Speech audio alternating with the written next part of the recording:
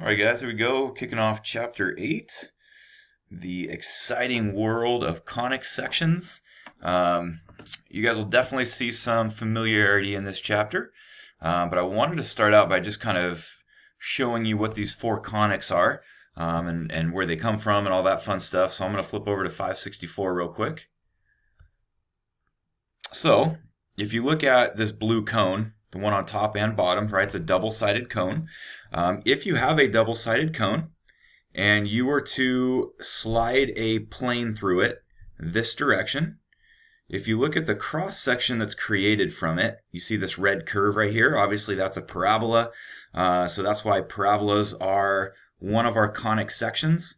We call them conic sections, right? Because it's a section of a cone, right? So if it's depending on how you slice it, with a plane, which depending on which direction it goes through. So as it goes through this way, the cross section you can see is a parabola. We're going to talk more about parabolas here in just a minute. So obviously you guys have dealt with parabolas for years, so we'll be looking at those first though. If you were to slide your plane through exactly horizontal through the cone this way, you can see the red circle that gets created. So circles are one of our conic sections. If you slide a plane through in a similar manner, but not exactly horizontal, so that it doesn't create a perfect circle, it creates more of a like an oval, right? That's where we get the ellipse. So an ellipse is like an oval. So that's our third conic section. And then fourth, we get the hyperbola. So if you were to take a plane, this light blue plane, and slide it through the cones vertically, you see the red curve that gets created here, and you see the red curve that gets created right there. So it's the two of those curves together that form the hyperbola. So it's not just one of those, otherwise obviously it would just be a parabola. It's the two of those facing away from each other that create the hyperbola. So those are the four conic sections that we're going to be looking at. The first one we're going to be focusing on is the parabola. So I want to flip over 2 more pages so that we can look at the equation of a parabola, because this will be just a little bit different than the way that you've seen it in the past. So here's obviously a parabola, right? So if you get a parabola that is headed in the open upward or is open downward like this one, then we're going to get this equation right here, right? The one that says x squared equals 4py. So that's going to be the formula that we use for parabolas that open up or down. If you get a parabola that opens left or right, then we get the other formula and it becomes y squared equals 4px. So it's like the x and the y are trading places. So here's a little summary chart on this page where it puts the two formulas together, and it gives you some more of the details as far as where's your focus, the directrix, we'll get the focal width, all that good stuff as we look at this. So just a good little summary chart for you to be aware of. The one thing I did want to mention on this page, and I thought this was a decent diagram for it, is the focus is a point that you would see inside of the curve, right? So if you see a parabola that opens upward, you're going to see the focus just a little bit above the vertex. If you had a parabola that opens downward, you'd see the focus a little below the vertex, right? And so it's almost like the curve is like wrapping around the focus. The directrix is a horizontal line, this red one that you're seeing right here, completely opposite from the focus. So the reason they look at the directrix and the focus is because they have a unique relationship. If you take any point on this blue curve, on this parabola, no matter where you are on this curve, so here's just one example right here, they're calling this point P. This point is always equidistant to the focus as it is to the directrix, right? So this little line segment right here would be equal to this line segment right here. So no matter where you put a point on that blue curve, that relationship is always true, right? Every point on that curve is the same distance from the focus as it would be to the directrix. So that's why we graph them as part of our graph. It's just because they do have that special relationship in there. But those are like the 3 main points that we look at, right? The focus, we're going to have a vertex, and we're going to have a directrix, right? And those are kind of the three of the main features that we graph when we graph these guys. We'll get to some more of that stuff here in just a minute. But so again, I wanted you to note these couple formulas that you see here on this page. That was page 566. And there's a little more on page 567. I always like to reference these pages for you guys just in case you want to look back at these later. So the formulas you saw on the previous page were the cases where the vertex was at 0, 0. But as soon as you shift away from 0, 0, now you have an H and a K involved as well. And this will be familiar to you because we've seen the same H and K when we were doing like equations of circles earlier in the year. So, of course, anything that shifts to the right would look like this, right? X minus whatever that number is. If it's going to shift to the left, it's going to be X plus. And then anything that shifts up or down is going to be that K value that you see on the other side, right? And so we're just using those to shift away from 0, 0. So it's just a slight change in the formula, right? Instead of this just being X squared, you get the minus H. And instead of this just being Y, you get the minus K, right? And so those are the features that get thrown in as soon as you shift away from 0, 0 for your vertex. So keep an eye on those for a minute. One thing I would mention is, and maybe this will help you, it helps me, is it can be a little tricky at times remembering which formula goes with which graph, right? So any graph that opens upward or downward is going to fit this model, and any graph that opens left or right is going to fit this model. The way that that's always stuck out in my mind is I pretty much say with every parabola, all the important information is on the right. Right? It's this information over here. There's very little that you get out of this, right? A vertical shift, but that's it. All the important stuff is over here because this is not only your horizontal shift, but this p-value is also kind of a key ingredient here when it comes to looking at the focus and the directrix and the focal width and all that fun stuff. So anyway, so maybe that would help you. So anytime you see if p is if this is a positive number, so if you ever see this right side as a positive x, we know it's going to open to the right. If this is ever a negative number that sits right here, so if it's a negative x, your graph's going to open to the left. And if you looked at this one, so if this is ever a positive y, your graph would open upward. And if this is ever a negative y, so if your p is negative, then it's going to be a graph that opens downward. So I always keep my attention on this information right here as I look at a parabola, because right away it tells me what direction it's going to go, what my vertical shift is, my p-value is going to help guide a lot of the pieces that we need to graph on these guys. So let me get on to our key intro here. So we went through all those 3 bullet points. Let me go on to an example for you. So right off the bat, a couple things.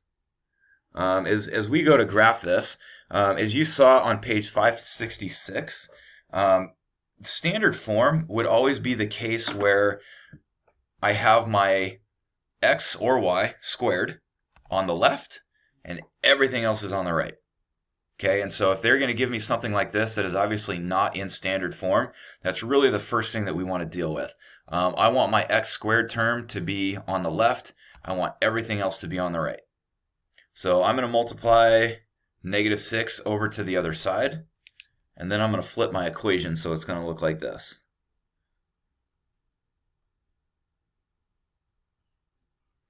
So same equation, but now it's in standard form. So it's going to be a little easier to find all the things that we need to find.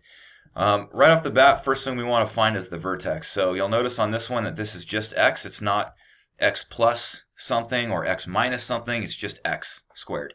So that means there's no horizontal shift. And since this is just a y value, there's no plus or minus after it.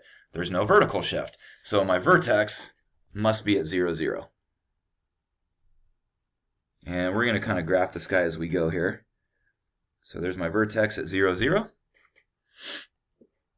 All right. As far as the focus goes,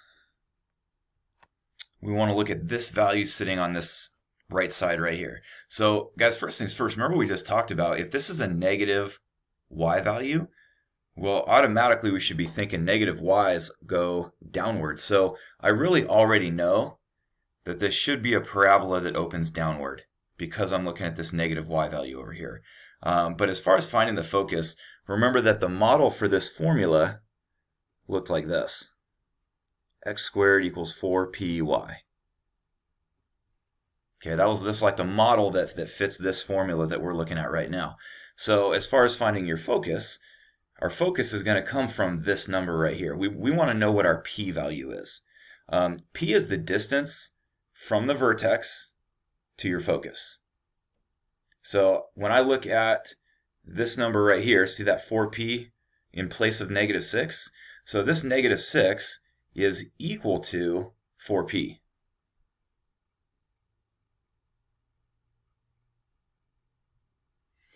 So if I were to solve that little equation by dividing both sides by 4, I'm going to figure out that my p value is negative 3/2, or negative 1.5.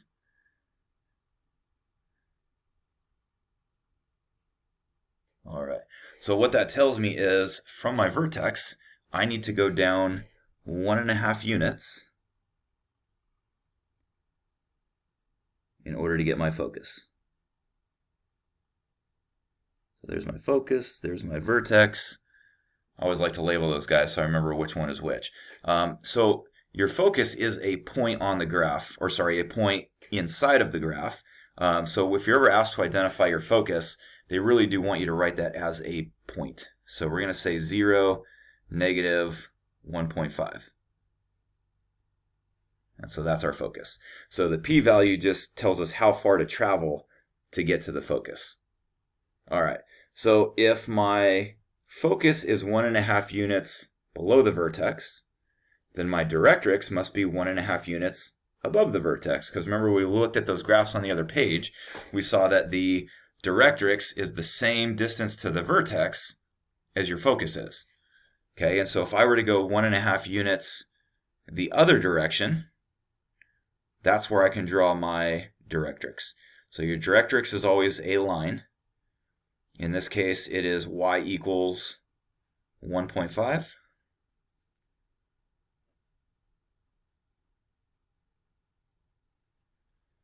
So there's the equation of the directrix. So guys, we do always write the directrix as an equation. So if the horizontal line, we're going to write it as y equals a number. If it's a vertical line, we're going to write it as x equals the number.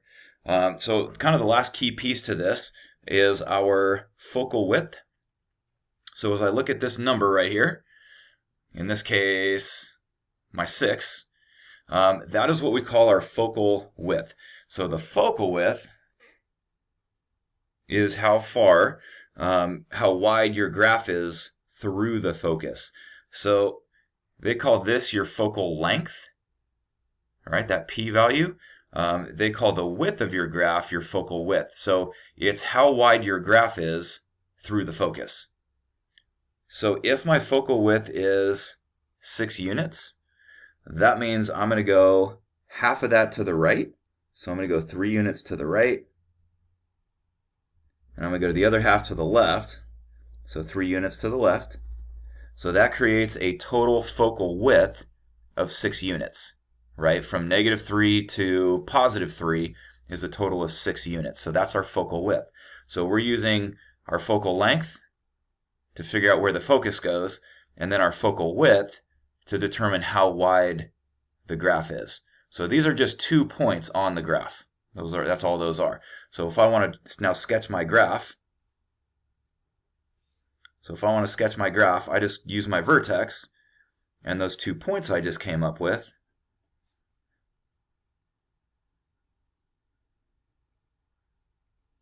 to make a sketch of our graph. And there's our graph. So guys, the things that I went through in this little list right here are the things that you would always come up with for any of these parabolas, right? So always the key features that you want to identify. So whenever you're doing these, you always want to come up with the same list of key features for any of these graphs. All right, let's move on.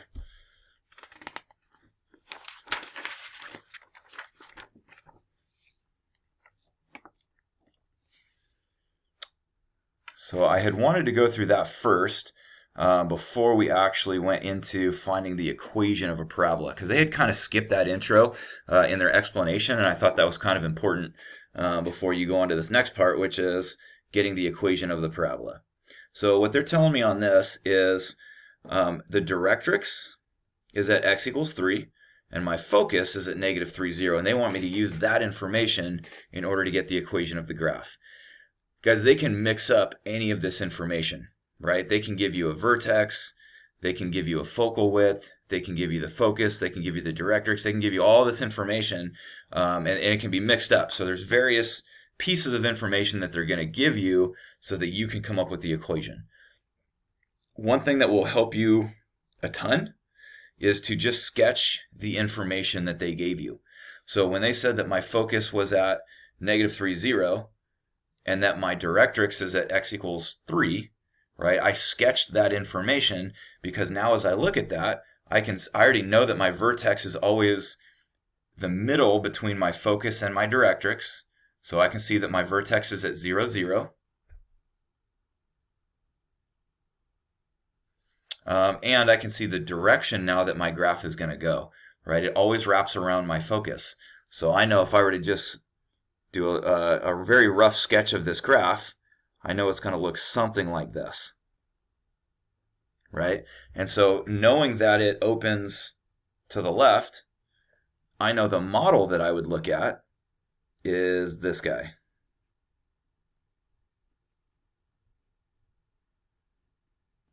Right? Because that's the equation for graphs that open to the left or to the right. My p is going to be negative. This will be a negative number because it goes to the left. So all I'd have to do on this, if I want the equation of a graph like this, the only thing you ever really have to do is figure out everything other than x or y. Because when we do the general form of an equation, we always leave x as x and we leave y as y. So the only number I really have to figure out here is my p-value, right? And remember, p is simply the distance from your vertex to your focus. And in this case, it is negative 3 units because it's 3 units to the left.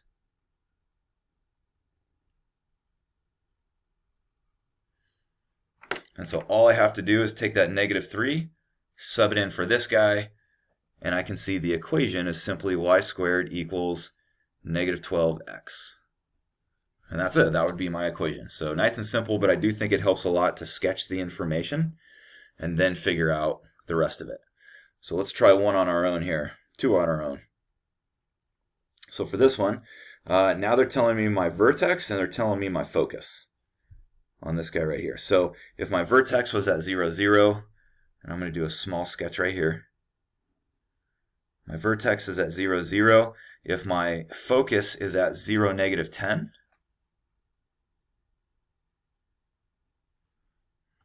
so there's that, there's that. So I can now see that my graph is going to be opening downward, right around that focus.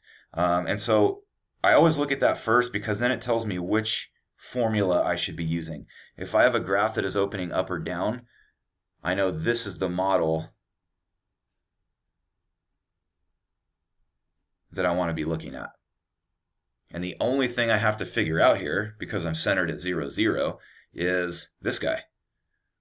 So again, in this case, my p-value would be negative 10 because I had to go down 10 units to get to my focus. So if I were to just plug in a negative 10 for p, then I'm going to get that right there is the equation of that graph. So not too hard. Again, a simple sketch I think goes a long way. Let's try one more. You're welcome to always pause at this point and give it a try on your own. But again, as I look at this one, nice vertex at 0, 0. It opens to the left, and my focal width is 9. One thing to keep in mind is your focal width is always positive.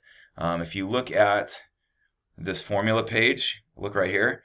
So you see the focal width is always the absolute value of 4p.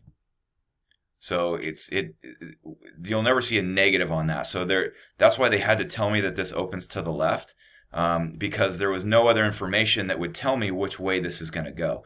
So what they're telling me is my vertex is 0, 0.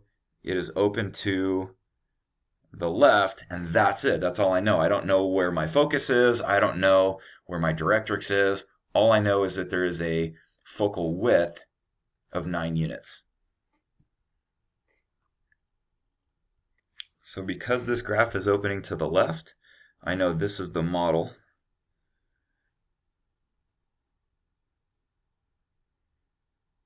that I want to be looking at. So this is like really the only thing I have to replace. Well, remember what we just saw on the other page in our book. The focal width is 4p. So this number is 9.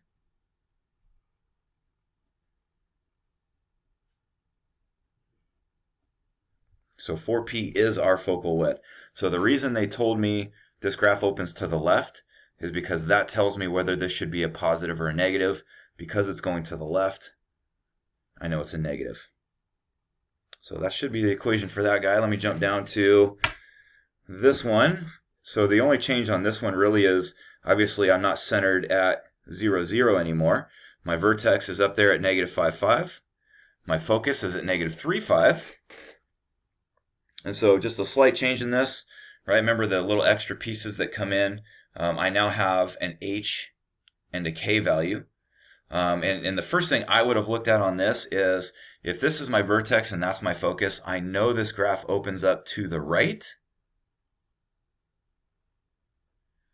which is how I would know to use this formula, because it's opening to the right, which means this needs to be a positive X value over here. From there, it's not a whole lot different. You just got to sub in the numbers. So I'm going to be plugging in my negative 3 in there for, my vertex. My negative 5 is going to go in for H. My positive 5 is going to go in for K. And then remember, my P value is just the distance from the vertex to the focus. And so as I look at these numbers, right, it's 2 units to the right is my P value. So I'm just going to plug in a 2 for P, and that's it. So once you sub in those numbers, this is what that finished product is going to look like. Right, so not too bad. Let's try one together.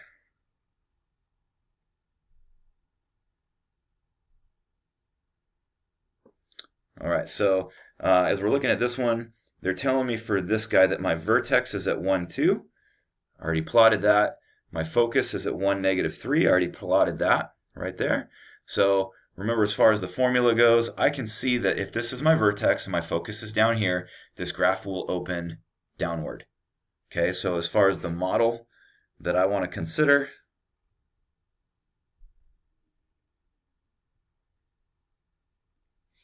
hopefully my pen will survive this lesson. It's wearing out.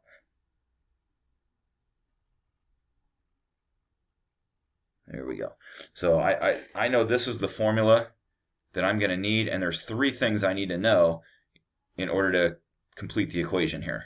So I need to know H, K, and P. H and K are super simple. They were given to us right here. So there's my H, and there's my K. So those are going to get plugged in. The only other thing I'm going to need to know is my value for P, which again is, remember, just the distance from your vertex to your focus. So I was up here at positive 2, all the way down to negative 3 is a total distance of 5 units. I would say on this one, I'm going to call that negative 5 because I'm traveling downward. So if I just plug in those 3 numbers, we'll have our equation. So we're going to say x minus 1, quantity squared. Right here, if I'm looking at 4p, since this is my value for p, I'm going to get negative 20. And then y minus 2. And that's it. You don't distribute, don't do anything with it. We want to leave it just like that so that it's in standard form. Let me flip that over. All right, we're going to do a little graphing with parabolas here. I'll move through this pretty quick because I think you guys should hopefully get the gist of this by now. So right off the bat, I want to see this. Remember, all the important information, most important information is found over here. This is a positive x value, so I know this is going to go to the right. As far as my vertex goes, I'm looking at my h and k, so I'm going to say -5, +5 is my vertex.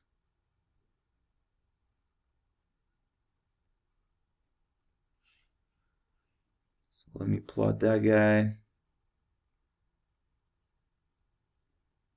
as my vertex. Let's see, our value for p. So remember, this number that sits right here is sitting in place of 4p. So if 8 equals 4p, that means I just need to divide by 4 in order to figure out that my p value is 2. Which means, when we put these two ideas together, I need to go 2 units to the right in order to get to my focus.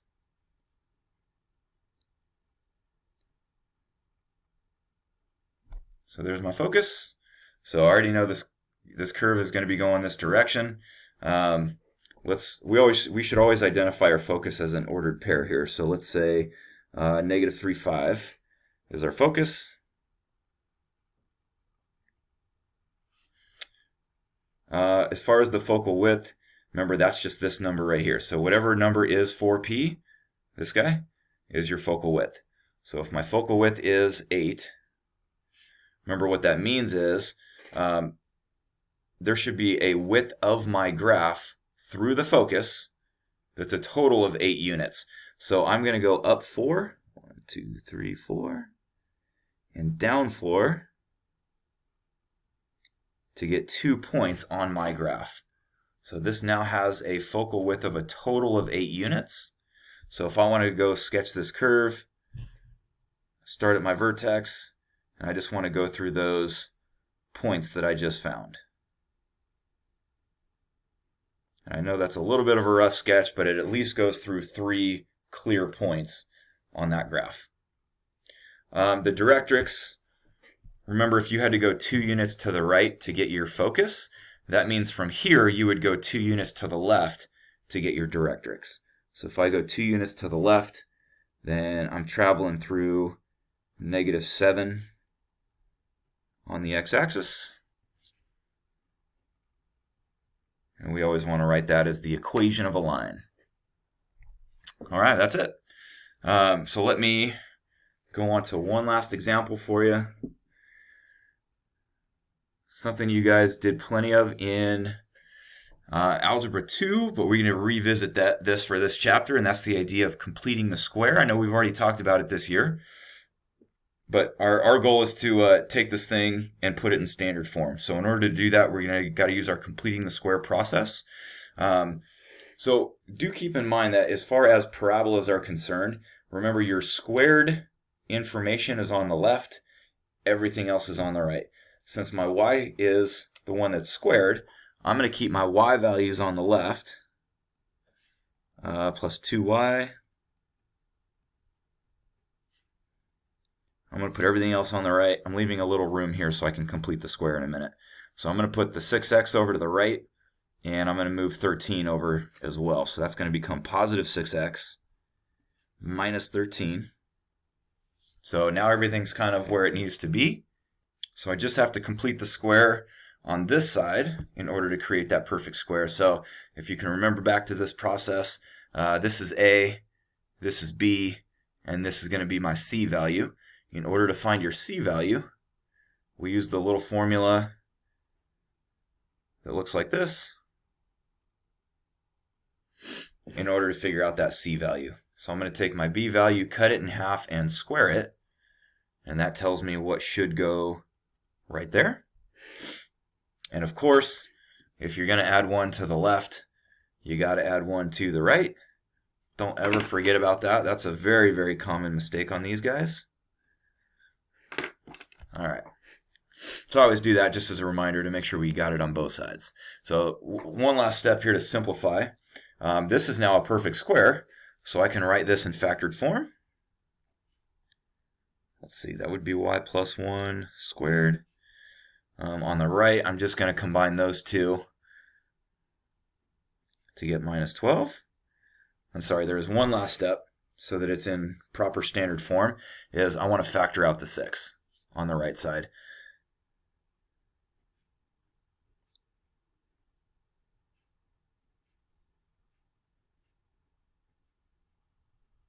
Now it's in standard form, right? I should be able to look at this and recognize, okay, my vertex is at 2, -1, all that kind of stuff. So, but now we can tell that because it's written in this form. And that's it for first lesson.